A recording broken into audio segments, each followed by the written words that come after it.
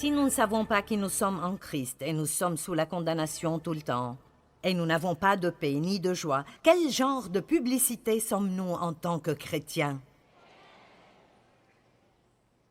Nous semblons avoir été baptisés dans du jus de citron.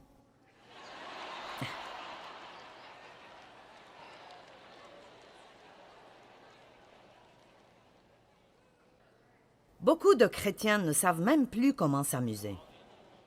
Ils deviennent si religieux parce qu'ils pensent que c'est tout ce qui importe pour Dieu. Et ils arrêtent de faire quoi que ce soit d'amusant après cela.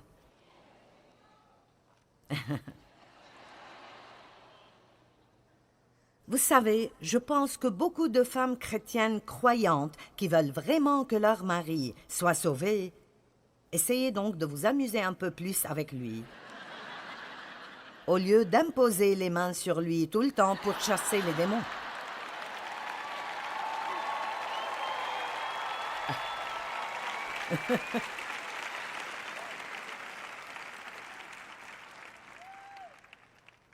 Il verra peut-être la vie joyeuse que vous avez et voudra la même.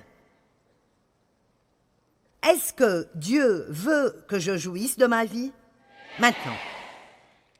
Vous savez, c'est un grand problème pour moi, parce que je n'ai jamais pu vivre mon enfance. Juste à cause de l'abus dans notre maison et la colère que mon père avait, l'homme méchant qu'il était et la peur qu'il provoquait. Je n'ai jamais vécu mon enfance et je n'ai pas réalisé cela jusqu'à devenir adulte. Vous savez, quand j'ai épousé Dave, j'ai pensé, est-ce que tu dois faire le pitre tout le temps? Je veux dire, quelqu'un ici doit être responsable pour quelque chose. Et ce n'était vraiment pas qu'il était irresponsable, c'était juste que quoi qu'il fasse, il doit en jouir.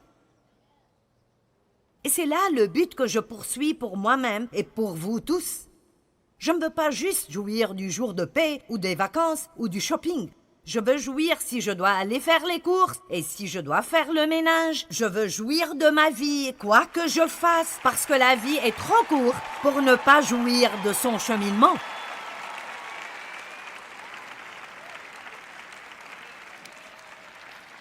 Eh bien, dites-moi, comment puis-je jouir du ménage? Je nettoie, ils salissent, je nettoie, ils salissent, je nettoie, ils salissent. Disons plutôt, Dieu merci, j'ai une maison à nettoyer.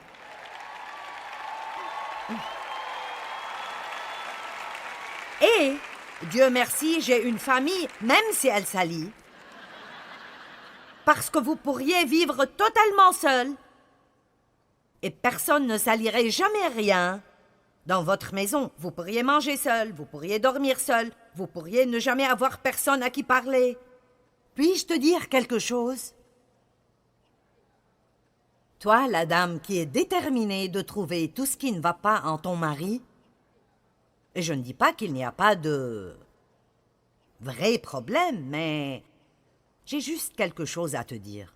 Si tu ne veux pas de lui, il y a probablement une femme esseulée qui serait très contente de te débarrasser de lui. Alors tu ferais mieux de le prendre dans tes bras et de lui dire « Tu es génial ». Et je sais que certains d'entre vous ont des situations très difficiles, mais vous devez les résoudre autrement. Mais je parle juste du pinaillage, des grognements. Tu n'es pas ceci, et tu n'es pas cela, et tu n'es pas... Je faisais cela avec Dave une fois. Tu sais, tu dois être plus agressif. Tu dois être plus agressif. Tu dois prendre plus d'opportunités. Tu dois... Il a dit, remercie Dieu parce que je suis comme je suis, parce que sinon tu ne ferais pas ce que tu fais.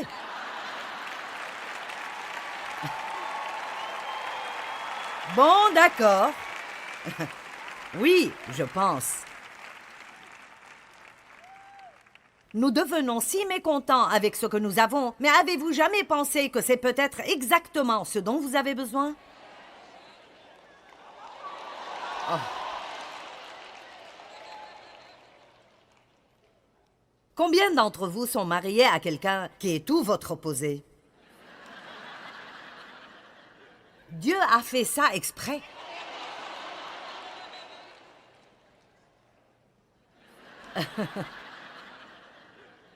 Voici notre problème. Nous épousons quelqu'un qui n'est pas comme nous, et puis nous passons notre vie à essayer de le changer. Quoi qu'il en soit, en fait, la Bible dit que la femme doit jouir de son mari. C'est en fait écrit. Ne soyez pas trop nerveux, je n'ai plus que 20 minutes. Le voleur vient seulement pour voler, tuer et détruire. Mais Jésus a dit, je suis venu afin que vous ayez la vie, une vie abondante jusqu'à débordement. Pourquoi jusqu'à débordement? Il veut que nous ayons tellement qu'elle sort de nous vers d'autres personnes. Les femmes contrôlent l'atmosphère dans leur maison. Vous pouvez rendre tout le monde grincheux ou vous pouvez créer une atmosphère de joie. Vous pouvez faire que le problème paraisse pire ou vous pouvez le faire paraître meilleur. Les femmes ont une grande influence.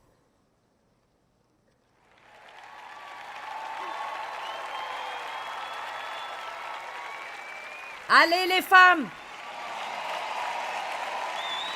Amen! Vous savez, nous allons tous quelque part. Nous sommes tous en chemin. J'ai pensé écrire un livre intitulé « Mon cheminement avec Dieu » parce que c'était vraiment un cheminement. Nous avons tous des buts et des rêves, mais très peu de gens jouissent vraiment du chemin. La vie ne se rapporte pas à la destination. Elle ne se rapporte vraiment pas à la destination. C'est comment vous y allez. C'est vraiment comme ça. Elle se rapporte à comment vous y allez. Et comment vous y allez est vraiment votre décision. Ça se rapporte à prendre une bonne attitude, position mentale et pensée. Vous savez, nos pensées, la façon dont nous pensons est connectée à tout le reste de ce que nous faisons. C'est mon nouveau livre, La connexion de la pensée. Comment notre pensée est connectée à nos paroles et à nos émotions et à toutes nos actions et à comment nous traitons les gens, comment nous nous associons à nous-mêmes et à Dieu. Faites plus attention à ce que vous pensez et comprenez que vous n'avez pas besoin d'être une décharge mentale où le diable peut jeter n'importe quelle mauvaise chose. Vous pouvez penser vous-même. Vous pouvez choisir vos pensées. Vous n'avez pas besoin d'attendre de voir si vous sentez que ce sera une journée désagréable. Vous pouvez dire « Aujourd'hui, je jouirai de ma journée. Dieu m'a donné la puissance et l'autorité et je décide de rester calme et de jouir de ma journée. »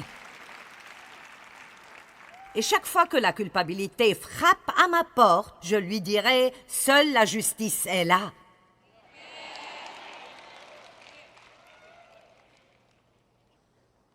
C'est là la vie plus profonde. Si je dis j'enseignerai à propos de la vie plus profonde, vous direz « Oh !» Certaines personnes sont si profondes qu'elles ne savent plus où elles sont. Ce n'est pas difficile. La vie plus profonde est de ne pas être concerné par avoir des choses qui ne font pas tellement de différence, mais de poursuivre la justice, la paix et la joie dans l'esprit. Quand vous avez ces choses en vous et vous avez cette fondation, la vie devient douce et nous pouvons vivre pour Dieu et lui donner la gloire et être quelqu'un que les autres voudraient imiter. Est-ce que les gens veulent être comme vous?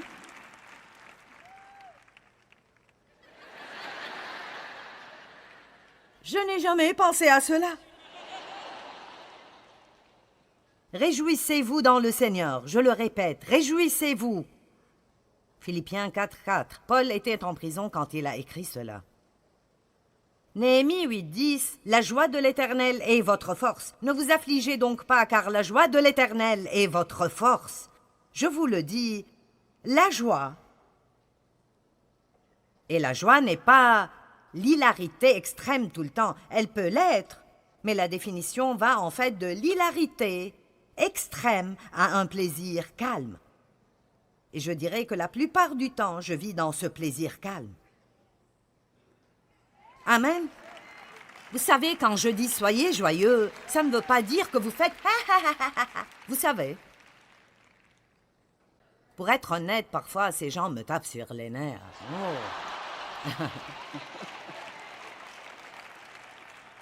Parce que la vie est réelle et il y a des choses dont on doit s'occuper. Et clairement, vous ne pouvez pas rigoler tout le temps, tous les jours, mais vous pouvez avoir un plaisir calme. En Dieu, mets ta joie et il comblera les vœux de ton cœur.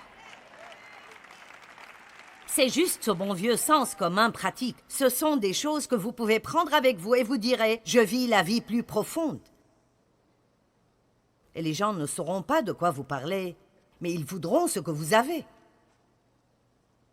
Il y a des façons d'augmenter votre joie exprès. D'abord, faites attention à votre santé. Parce que je serai honnête avec vous, si vous avez des problèmes de santé dont vous ne vous occupez pas, tout le reste sera dur. Je ne savais pas que j'avais des problèmes de thyroïde et j'ai atteint un point dans ma vie où je sentais que chaque matin, quand je me levais, je ne pouvais me réjouir de rien avant près de 11 heures. Je ne me sentais pas bien, je me traînais partout. Et je suis allée chez un bon nutritionniste qui a découvert que j'ai une condition.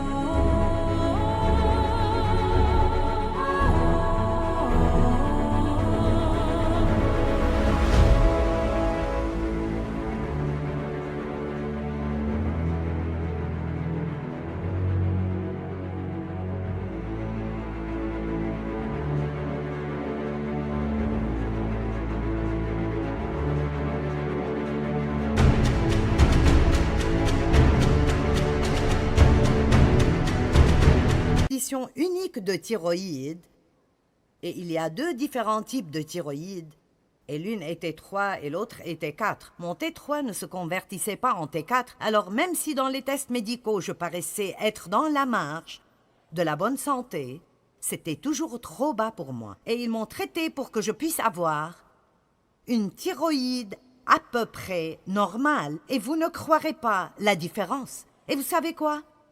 Demandez-vous toujours d'abord si vous êtes déprimé tout le temps, si c'est spirituel, si c'est l'attitude. Allez là d'abord. Mais si vous croyez vraiment que vous n'avez pas une mauvaise attitude et que votre relation avec Dieu est solide, alors ne vous asseyez pas à ne rien faire. Faites-vous examiner par quelqu'un de bien et voyez s'il y a quelque chose qui cause cela et auquel vous ne pouvez rien.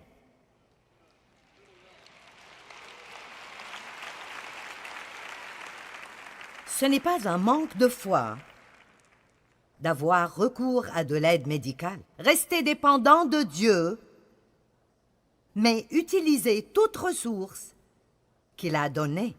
Est-ce que vous m'entendez ce soir? Amen. Et pour garder vraiment une bonne conscience, je dois vous dire cela. Si vous voulez augmenter votre joie, commencez à vous exercer.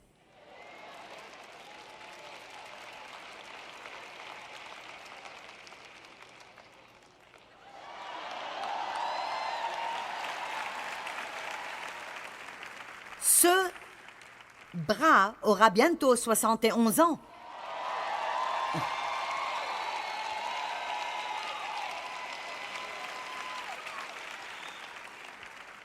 Vous pouvez le faire ou ne pas le faire, je vous donne juste l'idée. Vous savez, marchez, faites quelque chose, portez des haltères, vous savez. Dieu nous a donné des articulations pour que nous bougions. Pas pour que nous disions tout le temps « je me sens si mal aujourd'hui, je me sens vraiment mal aujourd'hui ». J'aurais aimé avoir plus de temps avec vous.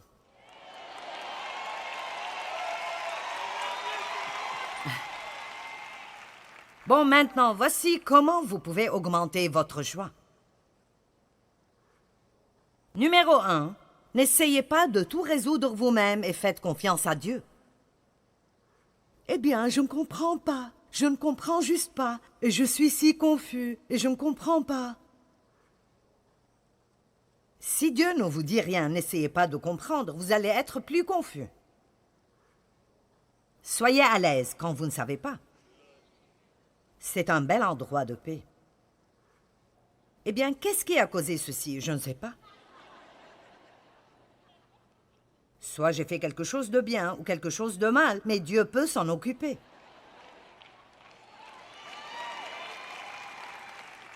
Si nous faisons quelque chose de mal ou si nous faisons quelque chose de bien, l'ennemi vient après nous de toute façon pour essayer de nous arrêter. Alors je ne me tracasse plus avec ces choses. Si Dieu a quelque chose qu'il veut me montrer, je suis très heureuse de le voir. Je n'ai pas peur de ce que Dieu pourrait vouloir me dire. N'ayez jamais peur de ce que Dieu veut vous dire à votre sujet. Vous m'entendez?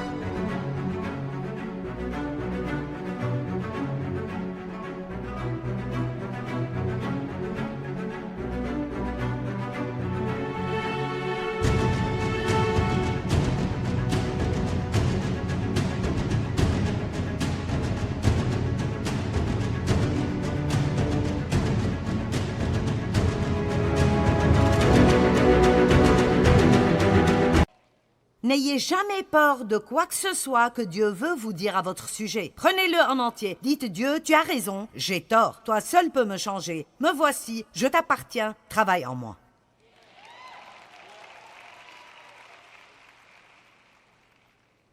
Dès que vous commencez à vous préoccuper et à vous inquiéter de quelque chose, priez et donnez-le à Dieu. Vous savez, nous ne prions pas après avoir fait tout ce que nous savons faire.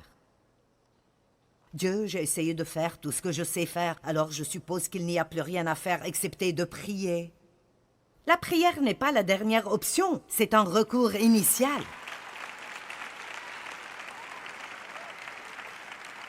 Savez-vous ce que Dieu pourrait faire si vous lui demandez simplement d'être impliqué dans vos problèmes?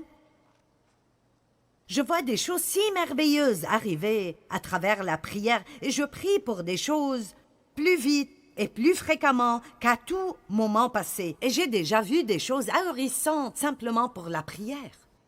Seigneur, je te demande de t'occuper de cela. Je ne peux pas le faire, fais-le.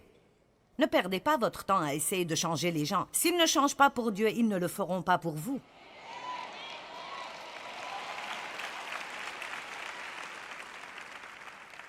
Arrêtez d'essayer de sauver des gens qui ne veulent pas être sauvés.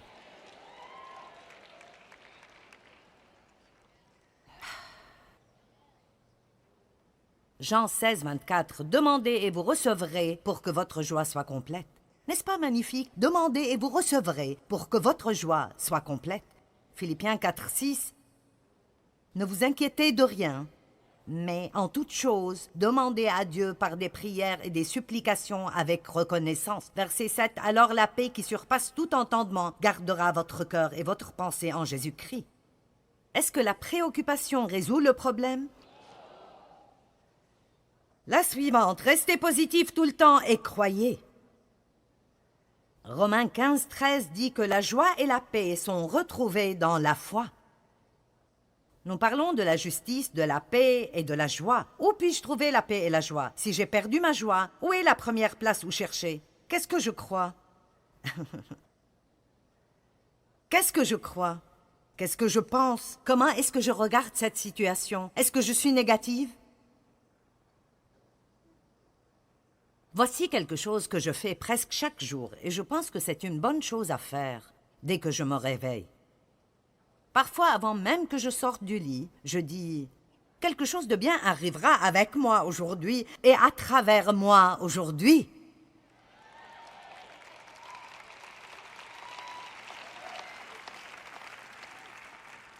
Attendez-vous à de bonnes choses. Attendez-vous à cela.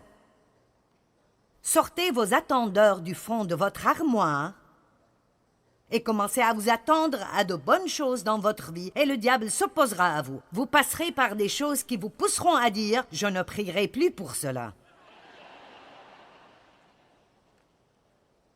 Mais je peux vous donner des versets et des versets où la Bible nous dit d'attendre Dieu. David dit « Oh, si je n'étais pas sûr de voir la bonté de l'Éternel sur la terre des vivants. Dieu merci, nous n'avons pas à attendre le doux moment où nous allons au ciel pour voir de bonnes choses. Dieu veut nous donner de bonnes choses ici, alors que nous vivons sur terre. »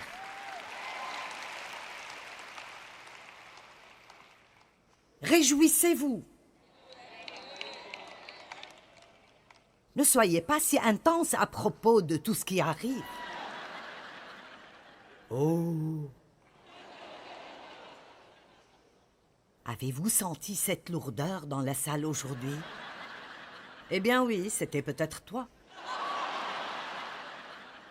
Faites très attention à ce que vous dites. 1 Pierre 3,10.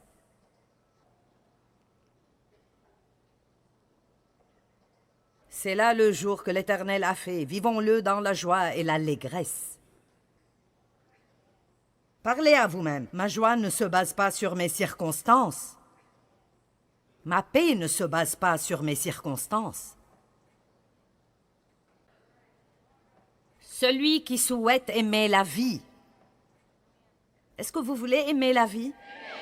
Et voir des jours heureux, qu'ils paraissent ainsi ou pas. Donc il dit... Ayez de bons jours, même si vos circonstances sont mauvaises. Je n'invente pas cela. C'est juste là. Qu'il veille sur sa langue pour ne faire aucun mal et ne dise aucun mensonge. Il y a tellement de choses que nous disons avec désinvolture sans même réaliser ce qu'elles veulent dire. Mais est-ce que vous avez jamais dit à quelqu'un « Tu vas manger tes propres mots » ? Cela vient de la Bible. La Bible dit que nous devons manger nos propres mots. Proverbe 18, 20. Chacun, moralement, goûtera à satiété les fruits de ses paroles et se rassasiera de ce que ses lèvres ont produit, que ce soit bon ou mauvais. La mort et la vie sont au pouvoir de la langue qui aime se répandre en paroles, mangera ses fruits, la vie ou la mort. Vous n'aurez pas la joie si tout ce dont vous parlez est vos problèmes. Nous ne jouirons pas de la vie si nous nous réunissons dans de petits groupes et nous médisons à propos des autres. Ne passez pas votre heure de déjeuner assis à table au travail à parler de tout ce qui va mal dans cet endroit et tout ce qu'ils ne font pas et que vous n'avez pas. Si c'est tout ce dont tout le monde parle, alors si vous devez le faire, allez manger seul. Allez marcher et dites, Dieu, les choses pourraient être meilleures, mais je suis si reconnaissante d'avoir un travail. Merci Seigneur parce que j'ai un travail. Vous devez combattre le diable. Et la plus grande chose, la meilleure chose, êtes-vous prêts pour la grande finale? La meilleure chose, la meilleure d'elles, la plus grande, la chose la plus merveilleuse que vous pouvez faire pour augmenter votre joie est de faire quelque chose pour quelqu'un d'autre. Maintenant, cela est la façon la plus amusante d'avoir une meilleure vie. Si nous voulons vraiment jouir de nos vies, nous devons faire confiance en Dieu dans toute situation, rester positif et faire quelque chose pour aider quelqu'un d'autre. Le psaume 37, 3 dit « Confie-toi en l'Éternel et pratique le bien ». Je pense que c'est une formule très simple sur comment agir quand nous avons des problèmes. Nous devons garder les choses essentielles en premier et nous devons avoir confiance en Dieu et être une bénédiction pour d'autres. C'est mieux que de recevoir ce que nous voulons. Si nous demandons en premier le royaume, Dieu nous donnera le reste.